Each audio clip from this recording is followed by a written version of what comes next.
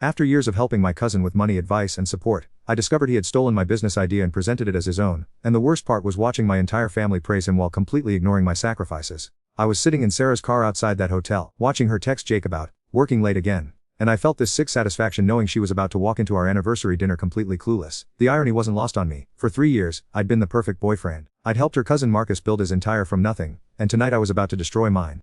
See, Marcus wasn't just Sarah's cousin. He was my cousin too through marriage, and he'd been living in our spare room for 8 months. 8 months of me paying his bills, driving him to job interviews, teaching him everything I knew about app development. 8 months of Sarah calling me her generous heart, and telling everyone how proud she was of me for helping family. The affair started 6 weeks ago, not with some random woman, with Lisa, Marcus's girlfriend. The same Lisa who'd been eating dinners I paid for, using the Netflix account I shared, sleeping in sheets I bought. It started the night I found out what Marcus had really been doing with all my help. I'd come home early from work to grab some files, and there was Marcus, sitting at my kitchen table, on a video call with investors. My investors, the ones I'd been pitching my fitness tracking app to for months, and he was presenting my idea, my code, my 3 years of work, presenting it like he'd thought of it himself. So the unique algorithm I developed, he was saying, showing slides I'd created.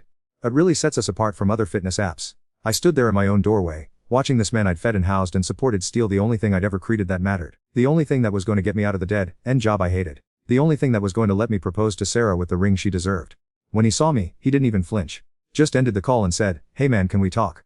That's when he told me he'd been shopping my idea around for 2 months. He already had a verbal commitment for $200K in seed funding. He'd filed the patents under his name. He'd incorporated under a business name that didn't include me anywhere. "Look, can be involved," he said like he was doing me a favor. "I'll give a job, maybe 15% equity if the investors agree. 15% of my own idea. A job working for the man who'd stolen 3 years of my." Lisa walked in during this conversation. Beautiful Lisa who'd been flirting with me for weeks while her boyfriend destroyed my future. And when she heard what Marcus had done, instead of being horrified, she looked impressed. "That's actually pretty smart," she said. "I mean, he's the one with the business degree." That night, after Marcus passed out celebrating his brilliant idea, I walked Lisa to her car. She was crying about how Marcus never appreciated her, how he took credit for everything. The parallels were too perfect to ignore. "Know what we should do?" she said, her hand on my chest. "We should take something that's his." I knew it was wrong. I knew Sarah was at home planning our anniversary dinner, probably ordering the expensive I liked, probably picking out the lingerie she'd been saving for special occasions. I knew Marcus, for all his flaws, trusted me completely. I knew I was about to cross a line I could never uncross. But I also knew that in 3 hours, Sarah would be asking me about my day, and I'd have to pretend that my future hadn't just been stolen by the man she thought was like a brother to me. I'd have to smile and nod while she talked about how proud she was of Marcus for finally getting his together. I'd have to watch her serve dinner to the man who'd taken everything from me, using the plates I'd bought, in the apartment I'd paid for. So I kissed Lisa. Right there in my driveway, where anyone could see. Where Sarah could have seen if she'd looked out the window. And when Lisa asked if I wanted to get a hotel room, I said yes. Though was angry and desperate and nothing like what I had with Sarah. Lisa kept talking about how we were getting revenge on Marcus, but I wasn't thinking about Marcus anymore. I was thinking about how Sarah had looked that morning, making coffee in my old college t-shirt, humming while she planned our dinner. I was thinking about how she'd trusted me to help her family, and how I'd helped them destroy his boss. When it was over, Lisa fell asleep immediately. I lay there staring at the ceiling, realizing that in the span of 6 hours I'd lost my business, my future, and my integrity. The only thing I had left was Sarah, and I'd just thrown that away too. I drove home at 2 a.m. Sarah was asleep on the couch, still wearing the dress she'd picked out for dinner. There were candles burned down to nothing on the dining room table. 2 untouched plates of food that had probably cost her a week of lunch money. A small wrapped box next to my plate that I didn't have the courage to open. I covered her with a blanket and went to bed in the guest room. I told it was just once. That I'd figure out how to deal with Marcus and the business tomorrow. That I could fix this without Sarah ever knowing. But I was already planning the next time I'd see Lisa. Because the betrayal felt so much cleaner than the grief. Sarah found out 6 days later, and it wasn't even because I confessed. Marcus found a hotel receipt in Lisa's purse and connected the dots. He came home screaming, woke the entire building, called me every name in the book while Sarah stood there in her pajamas trying to understand what was happening. Or my girlfriend. He kept yelling. After everything I've done for. Everything he'd done for me. Like I'd been the one living rent-free. Like I'd been the one stealing business ideas. But I couldn't say any of that, because Sarah didn't know about the app yet.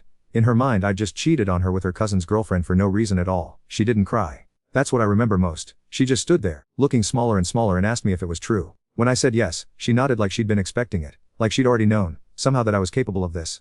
"How long?" she asked. I said, which was technically true. 1 week since the first time. "How many times?" "Twice." Also technically true. Twice in hotels. I didn't count the time in Lisa's car. Or the time in our apartment while Sarah was at work. Or in the restaurant bathroom 3 hours before Sarah's birthday dinner. Marcus was still screaming. But Sarah just went to our bedroom and started packing my things. Not throwing them. Not breaking anything. Just folding my shirts the way she always did and putting them in boxes with the same care she'd used to organize our together. "Can stay with brother until find a place," she said, handing me a box of my books. "I'll need to take name off the lease by Friday." The lease that was in both our names. The apartment we'd picked out together. The first place that had ever felt like home. She was keeping it, and I was leaving, and somehow that felt exactly right. Sarah, can we talk about this? I asked. There are things don't understand. Like what? She said, and for the first time I heard anger in her voice. Like how decided to my family member instead of talking to me about whatever was bothering. Like how let me plan our anniversary dinner while we're planning to betray me. I almost told her about the app then. Almost explained how Marcus had stolen from me first, how this had all started with his betrayal. But looking at her face I realized it didn't matter. Even if she believed me, even if she was furious at Marcus too, it wouldn't change what I'd done. It wouldn't make the hotel rooms disappear. It wouldn't make me not a cheater. Marcus moved out that same day, took Lisa with him of course. They were back together by the end of the week, probably bonding over what a piece of I was. Sarah helped him carry his boxes to his car. I watched from the window as she hugged him goodbye and I realized she was losing family too. Because of me. My brother Mike lived in a studio apartment so I ended sleeping on his couch. He was good about not asking questions at first, but after a week of me showing and ranting about Marcus, he finally confronted me. What the is wrong with? He said. Sarah was perfect. She was the best thing that ever happened to, and it away for some random girl. I tried to explain about the app, about Marcus stealing my idea, about how Lisa was revenge, but saying it out loud made it sound even worse. Mike just stared at me like he didn't recognize me. So telling me, he said slowly, that instead of talking to Sarah, or getting a lawyer, or handling this like an, decided to weigh through the problem. When he put it like that I sounded insane. Which I guess I was. The worst part was watching Marcus succeed with my app, because that's what happened. Within a month, he'd closed his funding round. Within 2 months he had a team of 5 developers. Within 3 months he was featured in TechCrunch as a rising star in the fitness app space. And Sarah saw all of it. Because Marcus was family he was still invited to family dinners, birthday parties, holidays. I found this out because Sarah's sister Emma told me when she called to scream at me for ruining everything, or brought Lisa to Mom's birthday. Emma said, "They're engaged now by the way. Mom thinks it's so romantic how they found love during a difficult time." She actually said that. While Sarah sat there pretending to be happy for them. Engaged. Marcus was engaged to the woman I destroyed my relationship for. Using money he'd made from my stolen idea to buy her a ring. Sarah didn't eat anything at dinner. Emma continued. She's lost 15 pounds since her. She won't date anyone. She won't even talk to most of the family because seeing Marcus makes her think about what did. I'd isolated Sarah from her own family. The family she'd loved enough to help, even when it cost us our spare room and our savings account. The family she defended to me when I complained about Marcus eating all our food. That night I called Sarah. I'd been trying for weeks, but she'd blocked my number. I used Mike's phone, thinking maybe I could explain. Maybe I could apologize properly. She answered on the first ring probably thinking it was Mike calling about something normal. "Hello, Sarah, it's me, please don't." Silence. Then. "What do you want?" "I want to tell about the app," I said. "About what Marcus did." "Need to I know about the app," she said quietly. "Emma told me. Marcus showed it to everyone at dinner last month. Very impressive. He stole it from me," I said. "Every line of code, every feature, every piece of design. I'd been working on it for 3 years." More silence. "Sarah, did hear me?" "I heard," she said. "So we're telling me that Marcus stole app, and response was to steal his girlfriend." "Wasn't like that." "It was exactly like that," she said. "Felt wrong, so decided to wrong everyone else, including me, especially me." I tried to explain about the anger, about feeling helpless, about Lisa being the one who suggested it. But Sarah me off. "Do want to know the worst part?" she said. "It's not that cheated. People cheat. It's not even that chose Lisa. It's that let me keep helping Marcus after knew what he'd done. Let me make him dinner and buy him clothes and give him money for job interviews, all while knew he'd stolen from. And instead of telling me, instead of trusting me, decided to punish all of us." She was right. I'd had a choice. I could have told Sarah about the theft, could have asked for her support, could have figured out together how to handle Marcus. Instead, I'd chosen to handle it by destroying everything we'd built together. And now, Sarah continued, "I can't even be angry at Marcus the way I should be, because what did was so much worse. He stole work, stole my." The line went dead. That was the last time we ever spoke. It's been 14 months since Sarah hung on me. 14 months of living with the consequences of 6 weeks of revenge that solved nothing and cost me everything.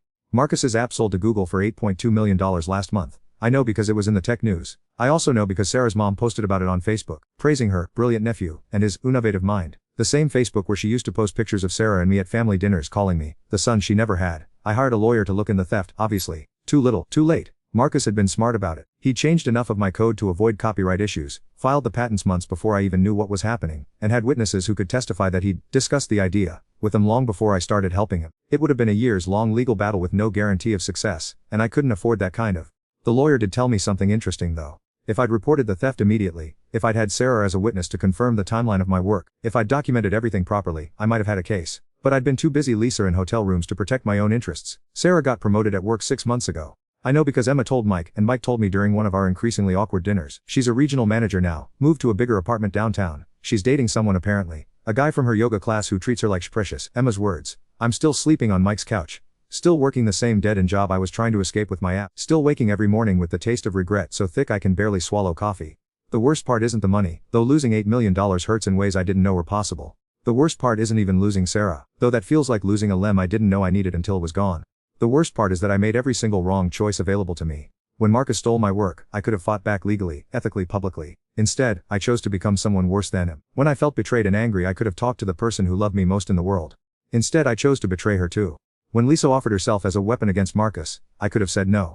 I could have recognized that revenge wouldn't fix anything, wouldn't get my app back, wouldn't make me feel better about being stolen from. Instead, I chose to believe that destroying other people's relationships would somehow repair the damage to my own. I see Marcus sometimes, at the grocery store or gas stations around town. He drives a Tesla now, always has Lisa with him, and she's always wearing clothes that cost more than I make in a month. They look happy. Genuinely annoyingly happy. Like they survived something together and came out stronger. I wanted them, but I can't maintain the energy anymore. They're living their best with money that should have been mine, but they're not the reason I'm living my worst. That's all on me. Last week, I saw Sarah. First time in over a year. She was at the farmer's market with a tall guy in an expensive jacket. The kind of guy who looks like he's never made an impulsive decision in his. They were buying flowers together, and she was laughing at something he said. Really laughing, not the polite chuckle she used to give my jokes toward the end. She looked settled, content, like she'd figured out how to be happy without me, which I guess she had. She'd lost weight but not in the unhealthy way Emma had described.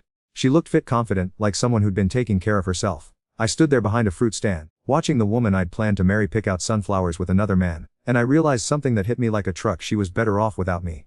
Not just because I'd cheated, but because I was the kind of person who'd choose cheating over communication. The kind of person who'd rather destroy things than work to fix them. The kind of person who, when faced with betrayal, would rather betray someone else than deal with his own emotions like an.